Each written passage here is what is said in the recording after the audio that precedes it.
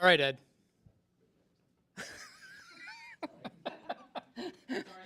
I just wanted to call you out, that's all. All right. Welcome to Novolog, everyone. I wasn't here last month. All right, meeting logistics. Everyone's signed in, right?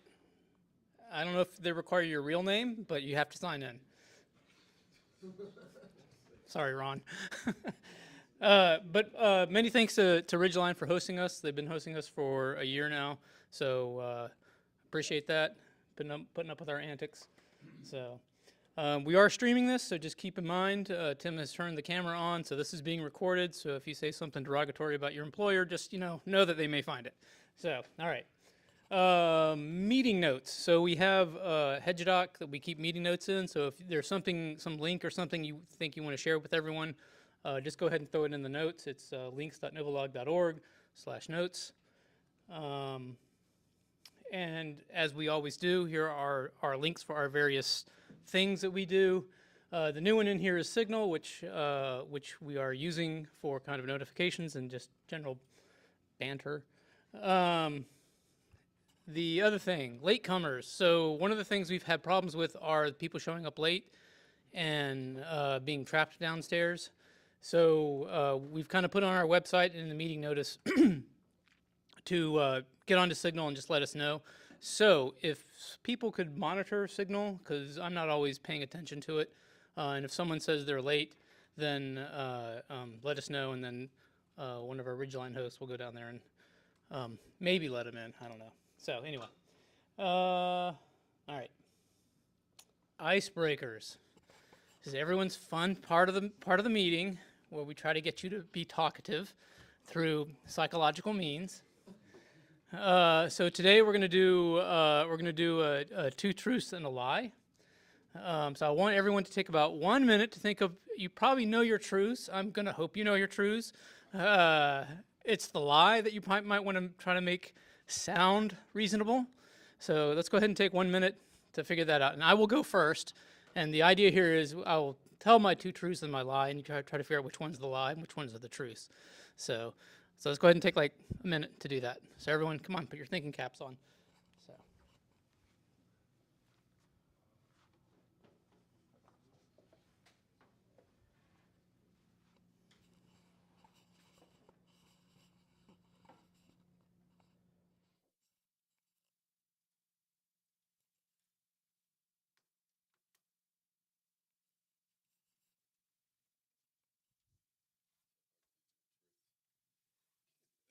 Actually, the truths are harder for me too. I'm trying to think of something that's like at least remotely interesting, right? Yeah. So. All right, everyone ready? Should I stand over here? All right, let me do my two truths and a lie. As Darren said, well, I won't say Darren said it, but I recently got appointed by the NOMCOM of the IETF to be an IESG member, so I'm now the Art Area AD. That is you can figure out whether I'm lying about that or not. I once met at one meeting Linus Torvalds, Richard Stallman, and Eric Raymond, and my wife yelled at Richard Stallman at that meeting. So. Portal to hell.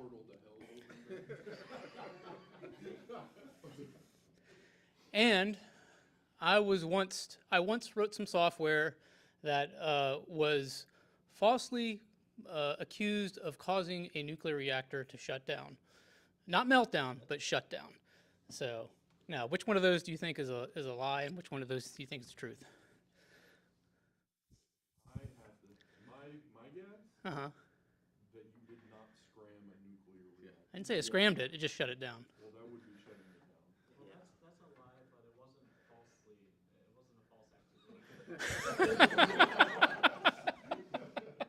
Anybody else? Gotta be three. Got to be three? The only other one is two, but it's gotta be three. It is. That you didn't see Linus and Richard Stallman in the same general vicinity because like negatives repelled them. Well, so you're saying that's the lie? I think that's the lie.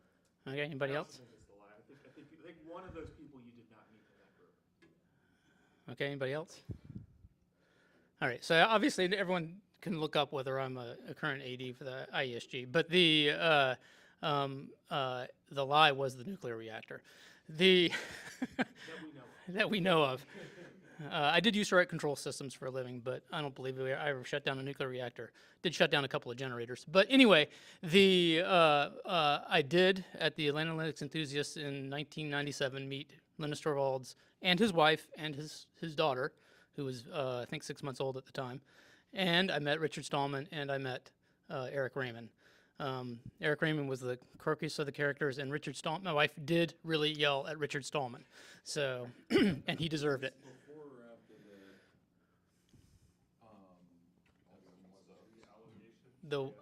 the, This was the 97 was long before. oh, okay, so, Yeah. gotcha. I mean, he's kind of a big asshole, but I mean, kind of, a pioneer in the free software space. But he's a big asshole. Yeah. So, all right, who wants to go? Darren. And we're standing or just, You can do whatever you want. okay, well, of course I can. Whatever you need to do to sell it. I'm Darren. I help out with Novolog with Andy. Is that the truth? No, that's a lie. Let's see. 3 things about me. I recently became a grandfather. I've been dead before, and I'm good friends with Vint Cerf. Yeah,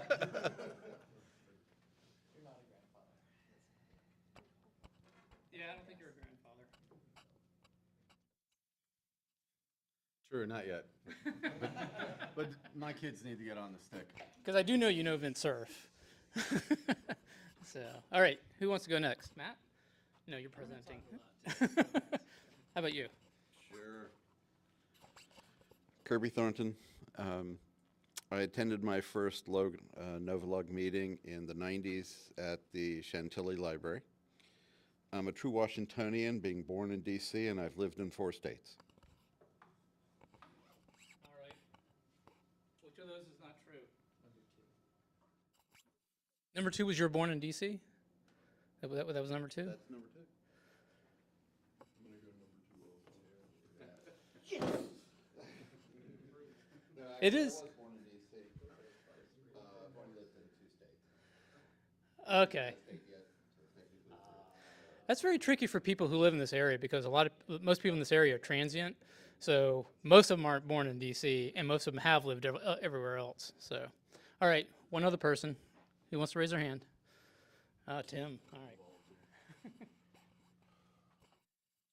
All right, let me see if I can remember what I had listed. Okay. I like VR. Virtual reality. I once dropped a production database for a $1 billion company in production. And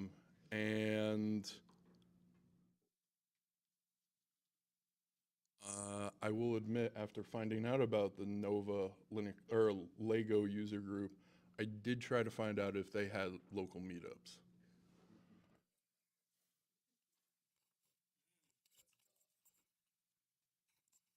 All right, so you dropped a database in production. You went to go fight the Nova Lego people, and the first one was VR. You like VR. One, yeah. I think I've heard that one is a lie. I think. Which one? Are we going with 1? Yeah. It was 2. Oh. I've never dropped it. I went for companies where other people have done it. All right. Good job. All right. Just want to point out that this is 1 year of Novolog meetings, so which is one of the reasons we have all the goodies over here on the side. So treat yourself some coffee and some donuts. But it's been 1 year since we resurrected Novolog. So kind of hard to believe, right, Matt? Yeah. So it was a little more than a year ago. Matt and I met at a coffee shop, and we were like, we need to get this thing restarted. So here we are. And I think we've done in-person meetings except for 1 month when I can't remember whatever logistical issue we had. So All right. Anybody have any jobs they need to fill, or if you need a job? Anybody? Bueller? Quad 9's still looking for somebody with peering and BGP experience. With peering and BGP experience for coordinating where we bring up our sites around the globe. So we're having trouble filling that for reasons. Because they need to be a routing person? Or just a networking admin? I was gonna say, I feel like BGP. Can you put is that in the definitely, notes, Darren? a skill that Here, Calliope? Yeah, okay. Well, I think the challenge is we're holding out for somebody that probably costs a lot more than we want. Rather Well, than, I was gonna say, are you looking for a unicorn? instead yeah, of, I think they are looking for a unicorn like most organizations. They write the rec like They want ridiculous. someone that is willing to work for 40K and Yeah, but has ramen noodles. 12 years of experience. 40K and 12 ramen years, master's degree. Uh, is willing to work. I'm unsure if this is a Hey, can we- falls under the heading. This is volunteer based. There's a new data set that opened up a few months ago it's at case.law. These are all the federal court cases. So if you have an advocacy bone in your body, now is the time to put it to use and help make heads or tails of some of these like public records. So this is more like library research hour, but it's sorely needed. So it's case law that they've put into the Ye- public domain? Yeah, all the federal case law from the National Archives is up from Harvard at case.law. I'm going to like build around that to help people explore it.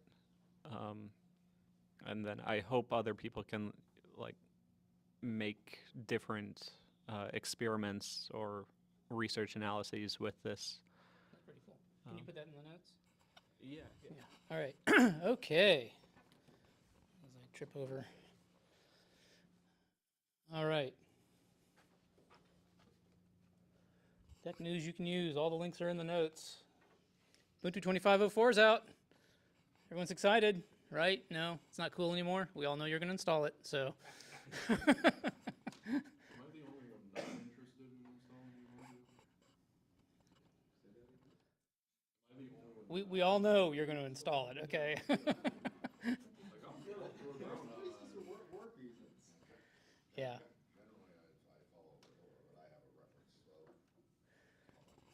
Well, speaking of Fedora, there's now an Apple Silicon remix, so your Mac doesn't have to suck anymore. So there you go. did that come with Fedora 42, which recently came out also? I think it is 42, yeah. I think they just announced it like last week, or yeah. Yes, it's Apple Silicon.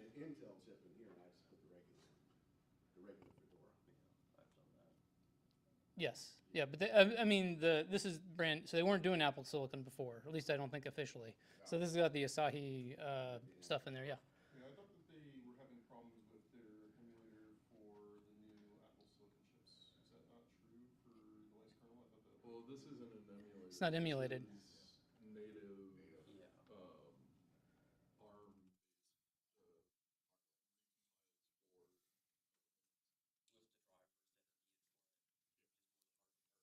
Yeah. Support M2, M3, It should. Which one of those do you have? Yeah. I have M1, but I thought, for some reason, I thought it only worked on M1. Yeah, that's what I thought too. That's what I'm talking about. Like, thought that. I would check the project. I'm not really up to date on that. They're not going to allow me to install it on my Mac anyway, so. It would be pretty interesting, but they won't allow it. Manjaro 25 is out. So for those of you pretending to use Arch, you can pretend to use it continually. EndeavorOS instead. So It's the same, but no security issues. I thought EndeavorOS was shutting down. I don't think so. Oh, okay. Maybe it's Arco Linux that's shutting down. All right.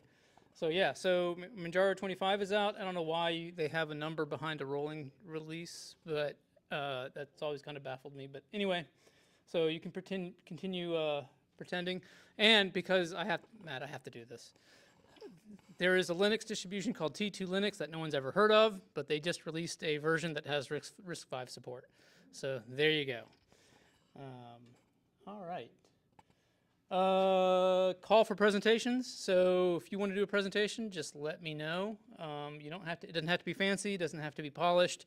It could be very informal. You can just stand up here for 15, 20 minutes, however long you want, and talk if you want. But just let me know, because next month we have nothing planned. So we might do, if no one steps up, we might do like another Lightning Talks Gear Fest type thing, which seemed to be pretty popular last month. Hard for me to tell. I mean, I was streaming it in Bangkok, but it was kind of late.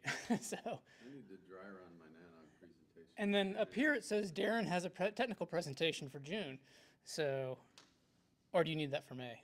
You can bump me to May, because I got to present it at Nanog in June. I just want to get the timing I down. was just about to say I might have something I've got to try. Conference. When's Nanog?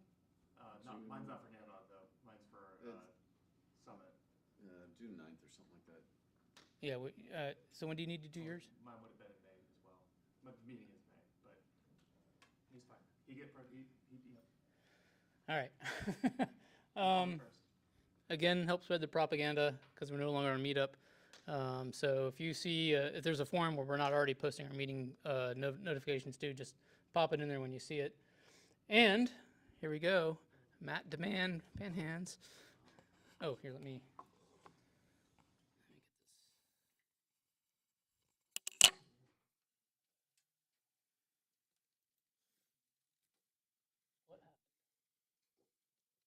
What happened? What happened? Is this Mark, by the way? Is it what? The slide deck presentation is this Mark?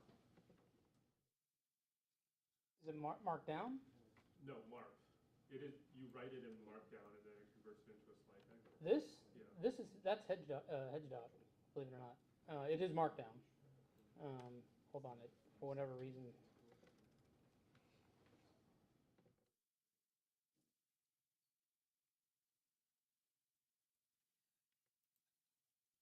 What?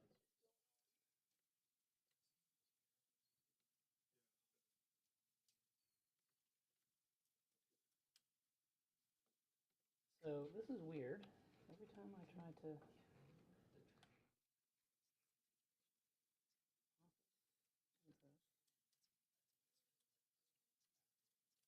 I don't know. Why is it doing that?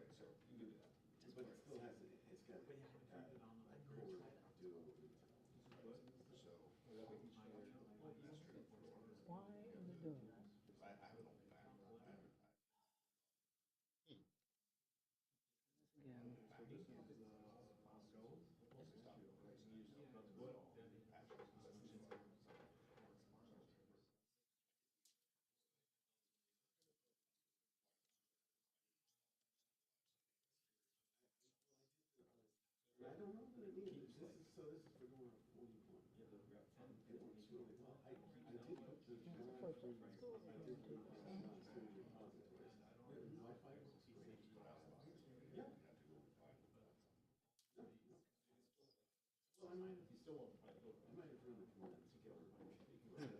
There we go.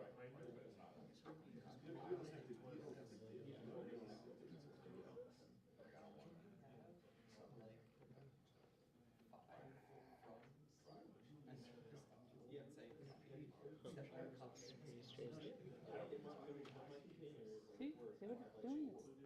Every time I grab it from the thing, the bar. Why is it doing that? Seems like with the two displays, it's somehow Can you move that one over? Yeah. Right click on this, what? Move to another monitor, there we go. Move the monitor right. Oh, I don't know if you clicked it. Now where did it go? Oh. I didn't click it. Where is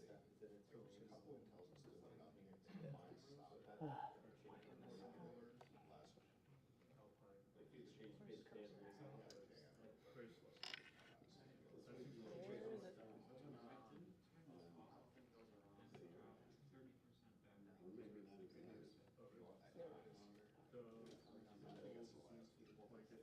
Maybe close this template selector window.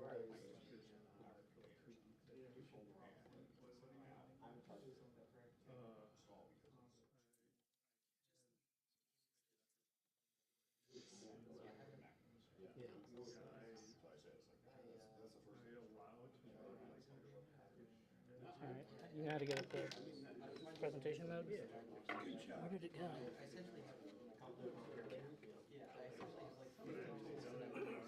your coffee up. Here you go. Slideshow.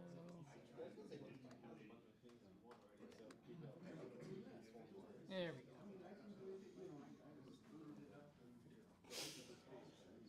All right, we are ready to go. Sorry about that.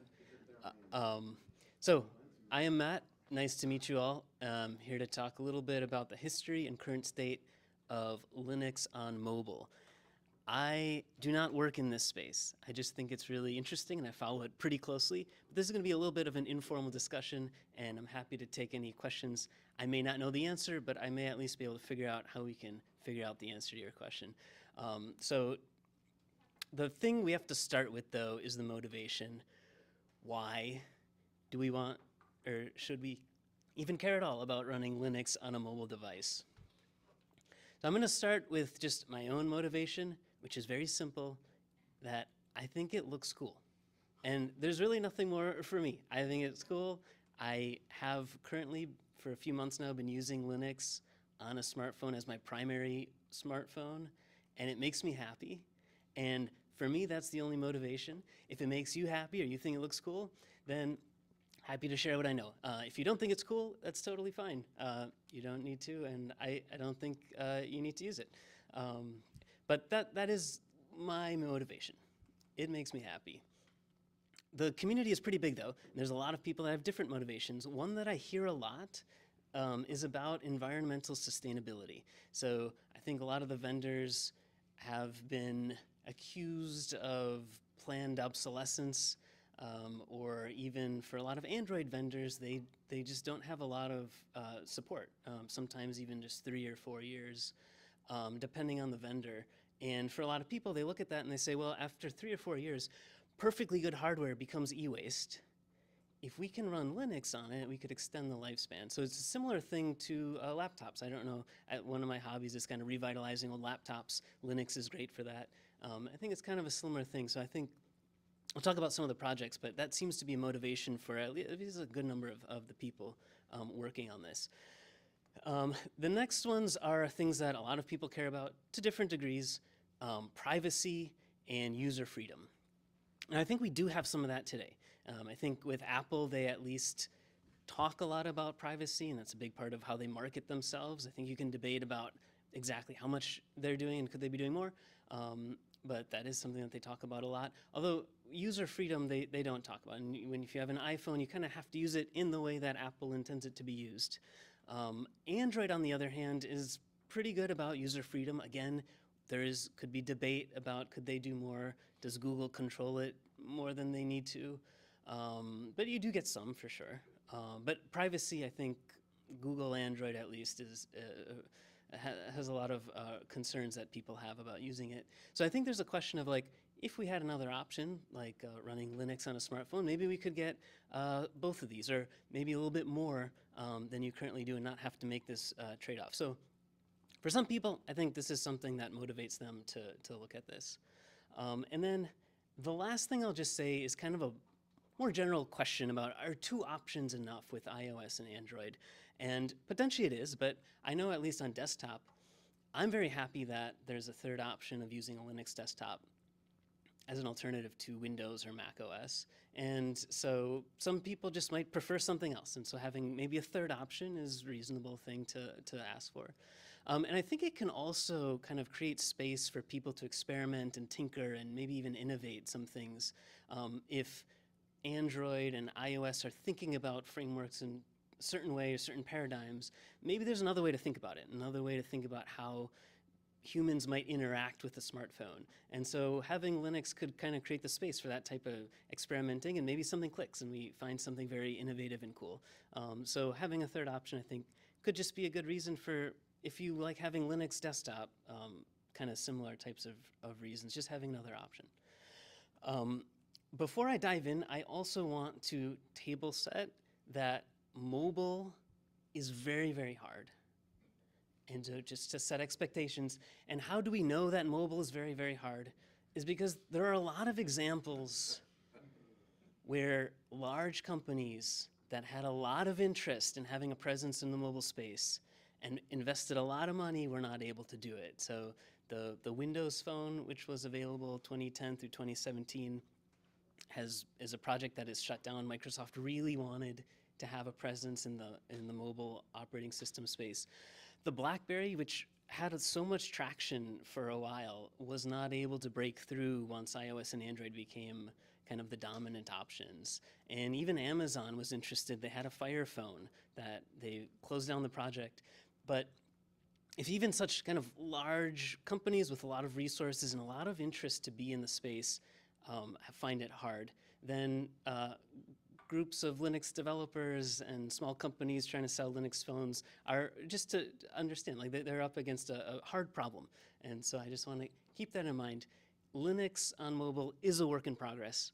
I'm not going to have at the end of the presentation some very polished experience. So just to set expectations, there's cool stuff happening, but just keep in mind that this is hard. So with that said, I want to start with actually a brief history to give just a little bit of a context of some of the bigger efforts that organizations and companies have had selling devices with Linux. The earliest kind of big effort I could find was actually at Nokia. 2005 to 2010, they had a small group of people developing a Linux-based operating system that they were going to use for their smartphones. So this was called Maemo, and then it was rebranded as MeeGo. And this operating system was based on Debian and using the GTK kind of stack of libraries, so like GTK and GNOME libraries. So it was a pretty interesting effort, and it ended in 2010 or 2011 when Nokia announced a partnership with Microsoft that they were going to shift to Windows as the platform for their smartphones, and they closed this project. So the project continues to exist. It kind of moved into community development, and it actually seems to still exist. There seems to be a small community of developers around it, but Nokia is no longer affiliated with it or investing in it. But that was kind of the earliest big effort I could find. The next noteworthy effort comes from 2011, where Canonical was interested in an Ubuntu phone, and they were developing a mobile operating system called Ubuntu Touch. And they invested quite a bit. There was even, I understand, an Ubuntu phone kind of early prototype level type of device that was being sold. People had it, they were using it. But Canonical eventually decided that this was not going to be their business strategy. They shut it down in 2017. The project, though, did move to community development. So an organization was created called the UB Ports Foundation, and the project was transferred to that organization. And they continue to develop it, and it's still a pretty active community. Every few weeks they have a live stream with updates on what they're doing. So it's pretty interesting. And Canonical did, it's no longer affiliated with that project, but they did transfer the branding. So they were able to keep calling the project Ubuntu Touch, the operating system. And so if anyone's interested, I actually have a little display up here with some devices, and there's one device, a Pixel 3a that's running Ubuntu Touch. So if you want to play around with it, check it out. We can do that afterwards. Next big project is Sailfish OS. So this is released by a Finnish company called Yola. And in 2013, they had the initial release of Sailfish OS. So this is a Linux-based operating system designed for mobile. The user interface is closed source, though. And there is a Yola community phone that is currently available. You can buy it from their website. And the way they do it is you need a subscription for updates. So you get 1 year of updates, and after that, you have to pay $60 a year as a subscription to continue to receive updates. And I think the last I checked, the phone was like $300. It seems like everything works, but I haven't tried it, and I don't actually know much more about it. So I'm actually not going to talk more about Sailfish OS, but it is a thing that is out there, and kind of an interesting thing to know about. So then the next big project is Purism. So this is a company that sells Linux-based computers and laptops. And in 2017, they started a crowdfunding campaign for a smartphone. They call it the Librem 5 smartphone. This project, the crowdfunding was aiming to raise $1.5 million. In about 2 months, they raised over $2 million. So they far exceeded their goal. And so they launched the project. At that time, 2017, they were aiming to deliver phones in January of 2019. And if any of you followed this at all, you'll know that that did not happen. There were a lot of delays, supply chain issues, which delayed them. And then there was the pandemic, which further delayed them. The company was not great about communicating these issues, and so I think they suffered some harm to their reputation. But eventually they did deliver these phones in 2022. Most of them were delivered from that crowdfunding, and by 2023, I understand all of them have been delivered. So this is a phone that is now available, and it's like now in stock on the Purism website. Last I checked, it's like $800. And in 2017, it was kind of a modestly spec'd phone at that time. In 2025 right now, it's like very modestly spec'd. But it is an option. I have seen on forums there are some people that have one and they love it. So for some people, I think it can be an interesting option. But I think for most people, it's not a great value. I don't really recommend this for the typical person, but it's something worth looking at if it could be interesting. But that is a currently in stock option. And the one thing I will also say is that Purism was aiming for out-of-the-box smartphone that runs Linux and works. And I think they probably fell a little bit short of that. There's still kind of some rough edges. But in trying to reach that goal, they invested a lot of money. And so the entire mobile Linux ecosystem benefited in a lot of ways from the investments that they were making in trying to get the Librem 5 to that point. So I think the story with Purism is kind of a nuanced thing. I mean, that was like a really good thing, and a lot of the projects have benefited from these investments that Purism made. But the Librem 5 itself, I think, is not for everybody.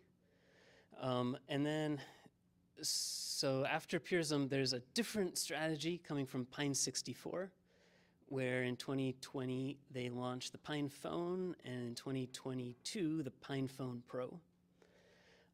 They took a very different approach from Purism, probably the opposite extreme, where they released a hardware that was available and it was not too expensive, but they did not invest in the software to make it actually run a Linux distribution. And their strategy was, this is for the community to develop this software. So we're going to provide the hardware, it's open, you can run Linux on it, you should be able to develop all of the software to run Linux on it, but we're not going to do that. Leave it to the community to do that. So these are currently, I think, in stock and available. A Pine Phone is like $200, a Pine Phone Pro is like $400, and it's similarly kind of modest specs, kind of aimed for tinkering and developing, but it is kind of an option that is currently out there. And then the last thing to mention in the history is the most recent effort from a company called Fury Labs. Last summer in 2024, they launched the FLX1, which is running a Droidian fork, so it's running Linux. And this is the one that I've been using the last few months as my primary device. Most things work. It's not polished, but things kind of work. And so I have one here. People can discuss or ask questions about it. But it's kind of interesting. So I'll talk a little bit more about some of this stuff. But that's kind of like a brief history of kind of the big efforts to sell devices with Linux and where they stand now. Yeah, Tim. Sure. Yeah, First one is please. more of a joke. Is the Furry Labs phone, you have to be a furry? The second one is, not furry. Yeah, I think Fury. It shows where your mind is. I've heard it both ways. Fury OS. Yeah. trying to find his space. Fine, you know. Two is, would we consider AOSP Linux, or do we just group it under general Android? So I guess I'm thinking about Linux, not the Android open source project. But I think you could, depending on how you define Linux, it could be Linux. But for the purposes of what I'm talking about today, it's kind of closer to what I would call mainline Linux. I'll get into that more in a second. But I'm not going to be talking about, but there are interesting projects with ROMs for Android, which are cool. But that's not what I'm talking about today.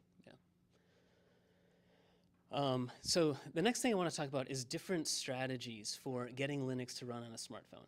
And if there is one takeaway that I hope you have from today, it is this, that there are different strategies, and they're often referred to as either mainline or using Halium.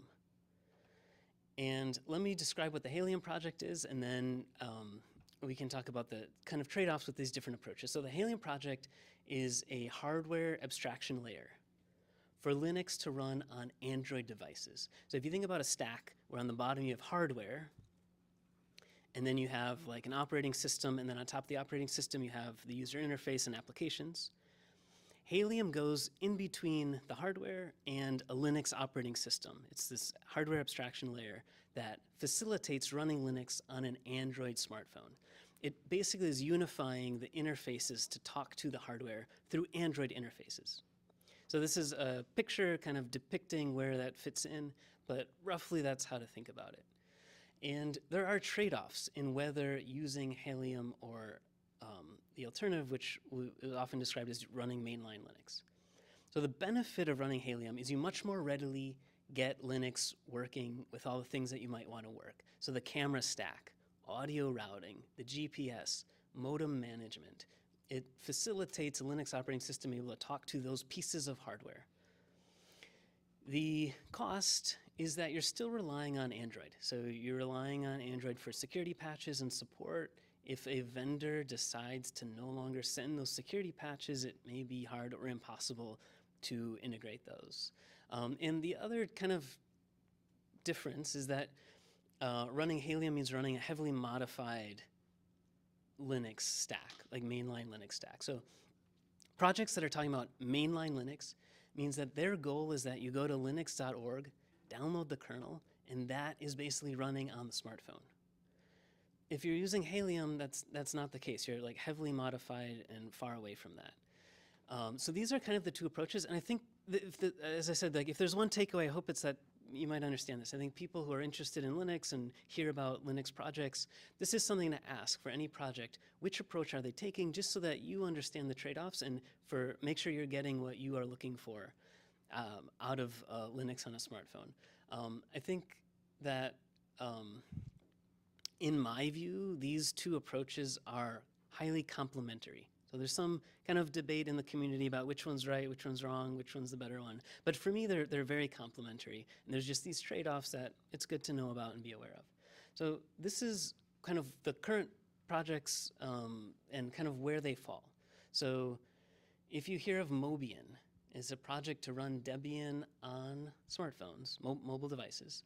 They are doing mainline Debian. So their goal is Debian just from Linux, not modified. Can we get that to run on a smartphone? Postmarket OS is a pretty big project. Their goal is mainline Linux. And then the companies that I mentioned, like the PinePhone, PinePhone Pro, the Purism Librem 5, these guys are running mainline Linux. Like that is the goal, not to use Halium. On the other side, some of the projects that are using Halium are Ubuntu Touch, and then Droidian, which is Debian on mobile, but using Halium. So Mobian is Debian mainline, Droidian is Debian plus Halium running on a smartphone. So that's kind of how to understand the difference in these approaches. And this Fury Labs FLX1 is also using Halium. So just to kind of get a sense, I think this is an important distinction and hopefully something that you're aware of. If you hear about a new project, this is one thing to ask. Which approach are they using? Are they using an Android abstraction layer or are they using mainline? Just to know the trade-offs. The next thing I want to mention is how to deal with a limited app ecosystem. So if you have a smartphone, you have Linux applications, but maybe there's like an Android app that you want to use and the Linux app ecosystem is more limited. What are some of the ways that people are dealing with that? And the main one is Waydroid. So this is totally separate from the previous discussion. Waydroid is this project to run Android in a Linux container. You can do this on desktop Linux, and maybe some of you do it. You just run a container that's running a full Android operating system on any Linux system that's using the Wayland interface. And so this is like a really useful measure that if there's some app that you need on your smartphone and there's not a Linux version, maybe you can run it in an Android container and then you can have access to a lot more applications. So when I said I was using the FLX1 as my primary device for the last few months to see how it goes, and it's been going pretty well, I do sometimes run Android apps through Wayland. There's just like a few apps that I like to use the Android version, and it's pretty well integrated. And most of the projects that I've talked about have a way to set up Wayland or Waydroid, and then you can run Android applications. So that's kind of a nice option to be aware of. I'll also mention there's like another project that's I think a little bit newer, which is just trying to run like a compatibility layer. So similar how Wine allows you to run a Microsoft, a Windows application on Linux through a compatibility layer. There's a project that has some promising work to do that with Android. So rather than running a container, you can run this compatibility layer and get an even kind of more integrated approach potentially. So that's pretty interesting. So I think this is kind of just a good thing to know about, that if part of the concern is, well, what about my apps? Like this could be one way that could work for some people. Then I just wanted to show like a little bit of sense of some of the different user interfaces. I think one thing that is cool about mobile Linux is that there are a lot of different user interfaces and people experimenting with different ways. So if you hear Phosh, this is taking the GNOME desktop and tweaking it to be geared specifically towards a mobile interface. And Phosh is probably the most commonly used of people who are kind of daily driving Linux mobile devices. Probably the most, it's pretty polished, it like works pretty well. So I have a couple of phones here, have the Phosh interface and this display up here, so that could be worth checking out if you're interested. Then the KDE community is developing Plasma Mobile. I played around with this a little bit. I don't have a device with it right now. I don't really use KDE, so I'm not as plugged into it, but it was a really beautiful like interface. And so I think for KDE people, KDE Plasma could be a cool thing to check out. A couple more. So this is what Ubuntu Touch looks like, just in a few different screenshots. But if you do want to check it out, I do have a device there that you could play around with. It's kind of interesting. It's a little bit different, but once you get used to it, things like make a lot of sense. So that has been kind of fun. The last one I'll mention is SXMO, which is kind of going for a tiling-based window manager. And as someone in the mobile Linux community pointed out, when you first pitch the idea of running a tiling window manager on a smartphone, it sounds totally stupid. But if you use this a little bit, get a little bit used to it, it really clicks in some ways. And it's like a really interesting way to interact with the smartphone. So I haven't used it myself, but there's like YouTube videos, you can watch people using it and talking about it. And I think this is kind of what I was getting at, where maybe kind of having mobile Linux can create space for experimenting, tinkering, things that iOS and Android aren't really thinking about or not paradigms are thinking about, but maybe they could work. And like here with the diversity of interfaces, you have people trying new things, some of them are working. I think it's pretty cool. Maybe we'll innovate some really creative way for how to interact with our smartphones. And the last thing I'll just say is there's a ton more. These are just a few of the more popular ones, but there's like a ton, and I didn't have time to go through all of them. Yeah, Callie. These display managers are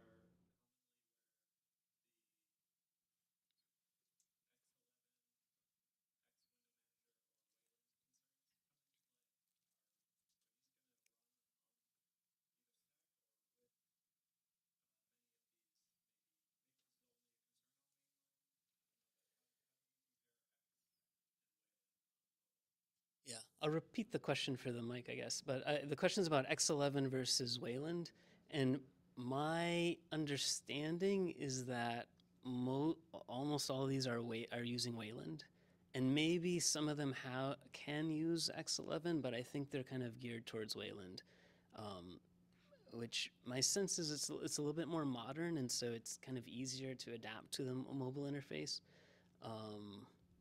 But maybe some of them have an X11 option. But I think the default, think about it as Wayland. Yeah, question? Is there a way to like test these like on your current mobile device without having to like install Linux on it? Yeah, so I'll talk a little bit about that on the next slide. But one way is I tried to bring a few devices here that I'll talk about in like 1 second that you could kind of test out a little bit. But I think, yeah, okay, well, let me go there. So I think like one question that I'll get when I talk about this is like, well, what is, so there's like hundreds of devices that you can try to run it on, but they have differing levels of compatibility. So a question, I guess, like what's like the best, like most compatible, most supported device to try this out on? And I haven't tested it on hundreds of devices, so I don't know for sure, but my sense is these are some of the devices that kind of any of these projects will work pretty well on. So the OnePlus 6, some of the Pixel devices in particular, this Pixel 3a, but some of the newer ones are kind of getting there, and then the Fairphone 4. So I mention this just because if you have like an old Pixel or an old OnePlus in particular, don't throw it away. It could be a good thing to like test out with this. So what I have here, there's a OnePlus 6 that is running post-market OS with the Phosh interface. There's a Pixel 3a with Ubuntu Touch. And then there's that Fury Labs FLX1, which is also running Phosh. And then, so I think like one option is to like find an old phone. You can sometimes find these on eBay for not too expensive and try it out there. So I think that's kind of like the best way to test it out. Yeah.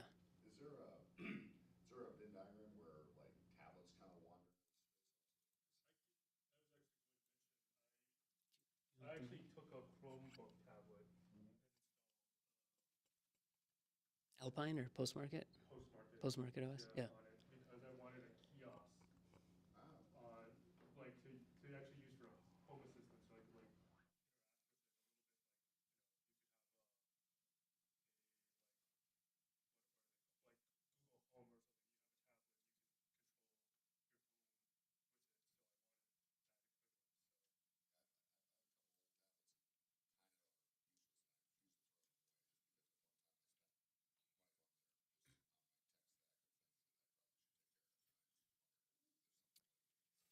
So. Yeah. So the discussion has been about tablets, and I think it's a great point. So for the talk, I wanted to limit the scope so as to not go on and on and on. So I just try to stick to smartphones.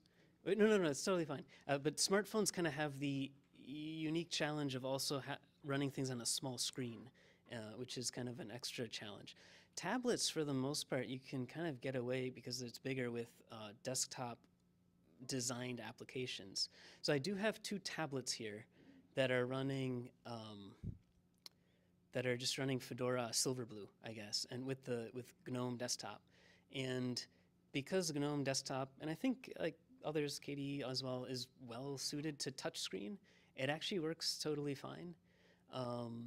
And because the screen is big, you don't have to deal with the small application interface issue. It's just about getting it to run. So these are x86 tablets. So you basically just run it and you can try it out. But GNOME is great for a touchscreen. Postmarket OS has a bunch of builds for tablets as well. So if you have a tablet, you should definitely check out Postmarket OS device list and see if it's there. As you were saying, like, yeah, a lot of Chromebooks are there, different tablets. But in a sense, that's a little bit of an easier problem. Because you can just run like traditional GNOME desktop. But yeah, happy to talk about tablets afterwards too, though. If I Yeah, Tim. understand right, I mean, I used to muddle with mods and hacked Android phones in the past. When it comes to compatibility, tablets or phones, the big thing is going to be being able to get to bootloader.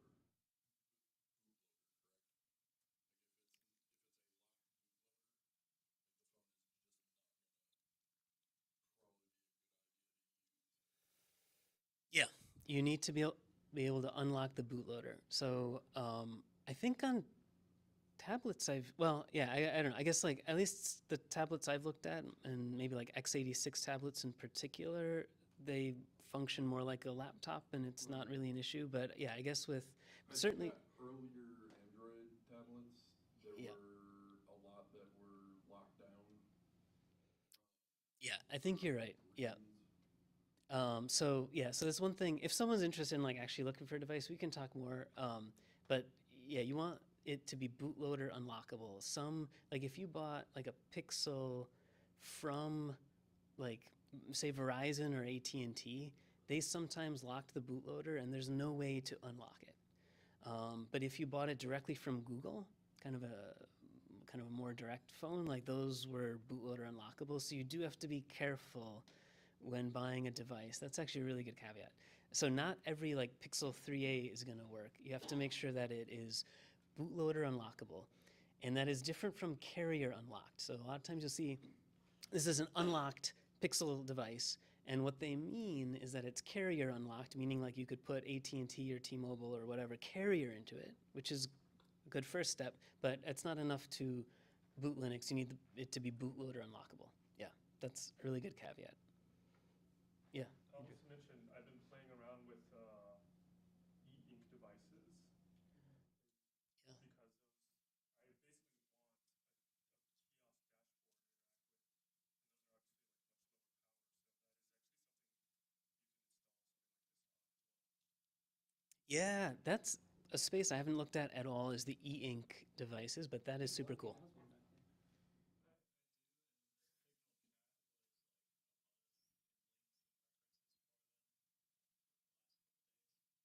Yeah.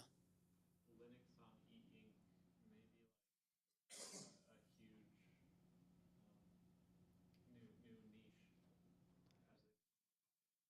it. That is super cool. I'm definitely gonna talk to you afterwards and check out Linux on e-ink. I like that a lot. I just had one kind of last slide to show. I've tried to keep this brief and just focus on what is working right now and what do things look like right now, and stay away from promising things that may or may not come at some point in the future or not. But I want to mention one thing, which is kind of this dream of having convergence, which means you have like one device that can easily switch between different types of interfaces. And this is like work in progress, it's not polished, but people are trying to do this. So I think it's kind of interesting to see. So I'm gonna see, oh no, the videos disappeared, so that's fine. Matt, this would be like the, what is it, Samsung desktop mode stuff, right?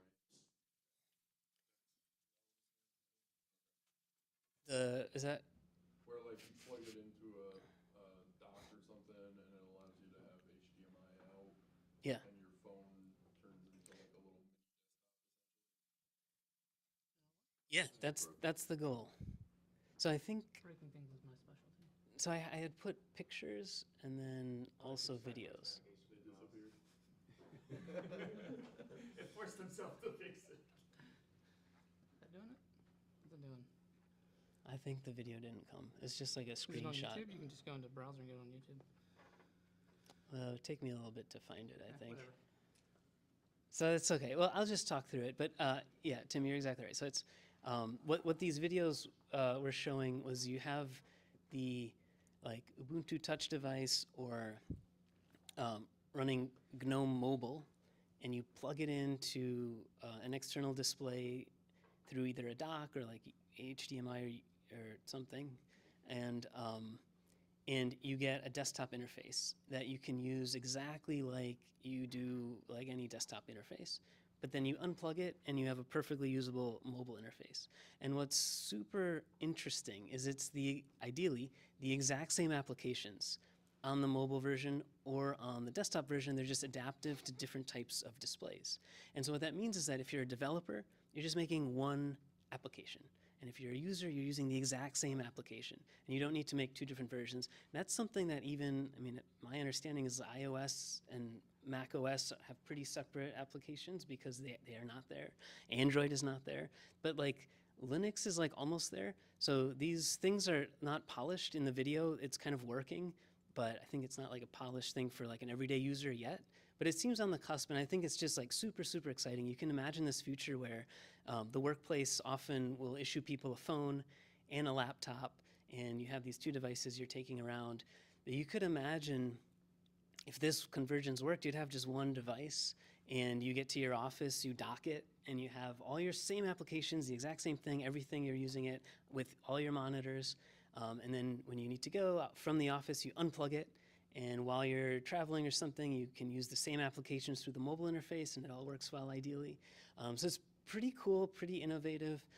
And it seems like some of this stuff is on the cusp of getting there with mobile Linux, which is pretty exciting.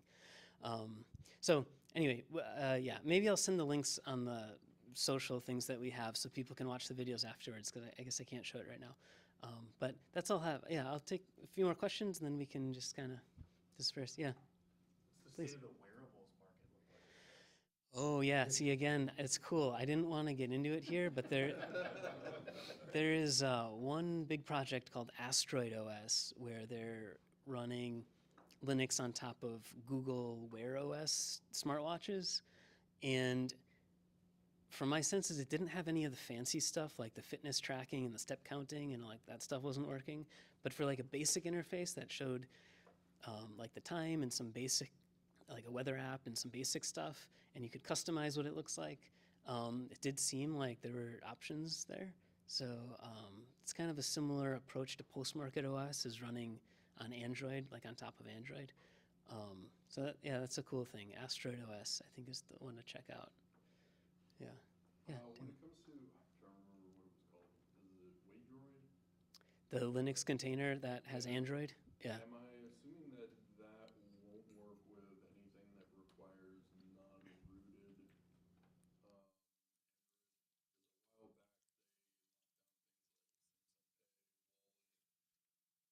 SimSim Pay, Wally, whatever Google Wallet, Google Pay, Android Pay got changed its name to this week. Basically anything that requires some form of like high-level security. I'm assuming that stuff won't work through there. Yep, I think you're right. So this is a good point. This is a question about the limits of the Android container. So there's like, I think often described like Google Play services, which provide some of this like security for apps that they require for banking and payment apps. There's also like the hardware level security that it has to be like know that it's on like a Google phone or like a Google trusted phone. Yeah, and there's got like it. So- lists that like list all the apps and whether they can run at like what level, how good it runs. Yeah. Okay. Yeah. So I think that's exactly right. I would not expect those types of things to work. So the one I've been using, I have it connected to the F-Droid repository of Android apps. So those are kind of like open source Android apps, and it's like everything there works, but I think there they don't put these types of things either. But that might be like a good place to just look at what should work. Things in F-Droid I think should basically work. Yeah, please. Oh. Either one. I had a question about your Helium slide that had, that's what it's called, Helium, right? Right, Helium, yeah. Had a box Oh. that said Android Linux kernel, and this is one of my big confusions about the space, is the Android kernel is Linux based, right?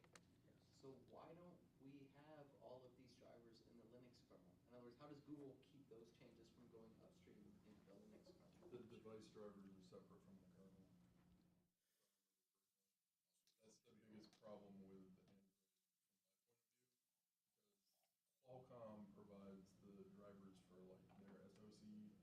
Samsung provides theirs, but they don't provide them to the kernel project. It's basically like a. LGPL that allows them to do that? I just know that from previous experience doing modded Android, that like the ability to do that comes from the vendor releasing the drivers, and the vendors have also complained like massively. Their complaint or reasoning for not being able to provide long-term support for phones in the past was Qualcomm would end support after like a year and a half for the drivers. So they couldn't provide additional support for newer versions. But So in that picture, Android Linux kernel really means Linux kernel plus a bunch of blobs, which has fiber blobs, which has a few bits of RAM. So this is, honestly, if you look at ASOP, which has been kind of butchered in the past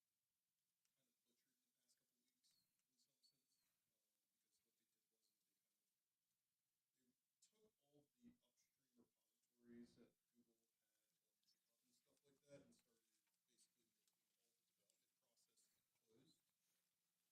making all the development process closed. So now they do only the minor and major patch releases. So basically now the new patching cycle will look like, let's say there is a minor patch for ASOP and for Android in general, right? All of your ROMs like Halium and everything is probably going to start falling behind comparison-wise, and if they're starting to make patches to fix things, they won't have as much introspection into Google's development process on it, because they took all of their like branches that they used to have public, like off into private Google repositories at this point. So we're kind of, from the Android scene, the only reason I care is because I use Graphene. And so I want to see this process and I want to be able to help with the process as well where I can. But all of our major Android side stuff is going to be just basically slower and slower. I also think that Google has been pushing towards the direction of using their own operating system for a lot of their like Android devices. And you can kind of see it in the Chrome OS like open source, and even in Android as well. They have a bunch of feature flags set where if they just start switching a couple things over, then they'll use basically a different operating system underneath the hood, so it no longer will be Linux. I forgot the name of it. It was like Fuchsia or something like that, I think. I have a Google microkernel that's running on home, like the Google Home devices. I think that's going down a bit of a Fuchsia, I can't remember if Fuchsia's dead or not, but like they've been working to merge Chromium or Chrome OS with Android in certain ways, namely because they kind of want to get away from Java and VM and the whole legal nonsense that they had to deal with Sun and Oracle. At the same time, when it comes back to the driver problem, yeah, it's all like additional stuff bolted on to the top. Like the kernel, unfortunately, doesn't have any of the drivers built in. Did ASOP start as a fork of the Linux kernel? Did they contribute stuff back upstream? I can't remember if it started as the original upstream that then became Android. I feel like it eventually became downstream at some point. Like, Google would do all their development and then contribute everything down to AOSP. Because like most of, you couldn't take AOSP and get a usually functional Android phone just from AOSP. You would have to bolt on a ton of other components, including SoC drivers, mobile chip drivers. You would need, if you're going to use Google Play, there was a time when you could install the Google services stuff without Google pitching a fit about it, but those days are long gone. Part of the reason I don't root my devices anymore is multiple reasons. Just nerf it. I just want it to work. So you can now get some of the like Google Play services in a sandbox mode via the extensions that are published open source by Graphene OS. They are really wonky and jank. So like, but back to what you were saying, it's not just going to work out of the box. You're going to have to do a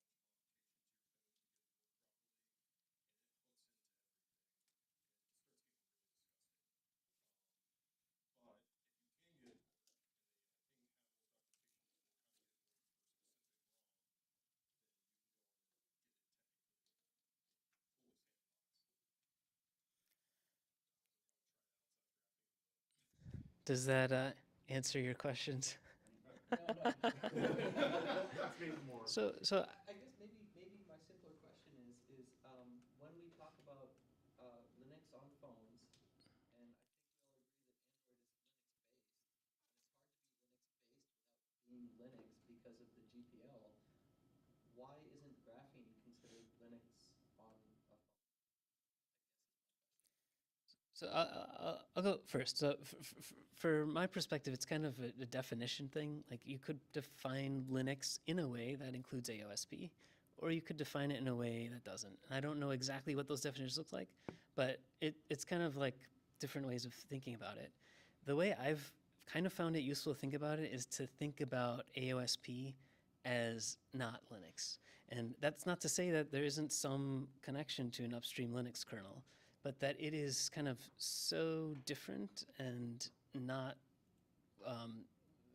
kind of, I would say, like divergent from mainline Linux stack that I don't think about it that way, but I think there's just different definitions that can lead to different I things. think that helped for your question.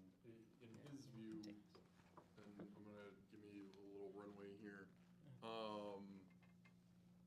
He's talking about mobile Linux that are not Android. Like, I don't think any of us are gonna argue that Android is not using the Linux kernel. Last time I checked, AOSP and the Android Linux kernel were heavily modified for mobile. I guess my question is, 20 years ago or whenever Android was born, was it born by someone checking out the Linux kernel?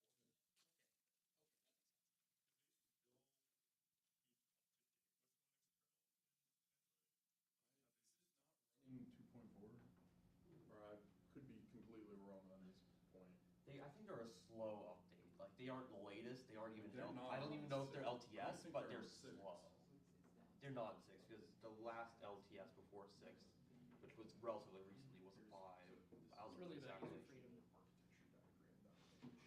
Whatever it was slow.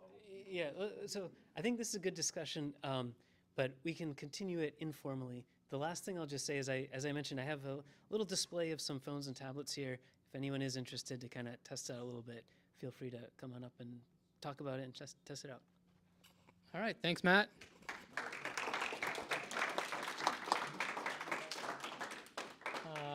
Here endeth the lesson. Thanks, everyone. We have donuts and coffee over there. You're free to mingle for the next 30 minutes. Tim needs to shut down the cameras. So thanks for coming out. Hey, before we go, big Yeah. round of applause to Andy for bringing this all together.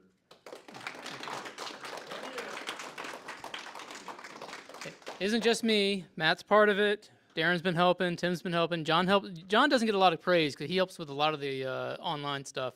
So this is kind of a community effort. And I do appreciate everyone chipping in. I did say at some point we're going to start a quote-unquote coffee fund. I still haven't gotten around to doing that. But anyway, thanks for coming out.